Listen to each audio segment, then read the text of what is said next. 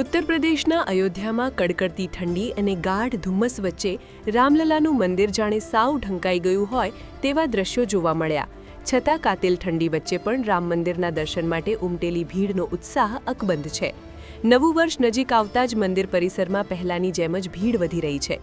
સ્થાનિક પ્રશાસને શ્રદ્ધાળુઓ માટે ઠંડીથી બચવા કેટલીક જગ્યાએ વ્યવસ્થા કરી છે, પરંતુ મોટાભાગની ભીડ હજુ પણ નવનિર્મિત મંદિર પરિસરમાં આવી રહી છે.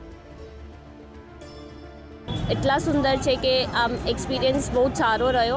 આમ એમને જોઈને બહુ અદ્ભુત લાગ્યું કે બહુ જ સુંદર રીતે બનાવવામાં આવ્યું છે. જે આર્કિટેક્ચર કર્યું છે, જે કલાકારી કરી છે મંદિરમાં, એ ભયંકર સુંદર છે. જે જોવા આવું જ જોઈએ તમારે. જે રીતે આ ગવર્મેન્ટે આ ડેવલપમેન્ટ કર્યું છે, આ મંદિરને બનાવવામાં જે મહેનત લાગી છે, બહુ સુંદર છે. એક વખત તો આ જોવું જ જોઈએ કે તમે એક વખત આવો. પ્લસ અહીંયા જે બી લોકલ ફેસિલિટીઝ છે એ બી બહુ સારી રીતના મેનેજડ છે.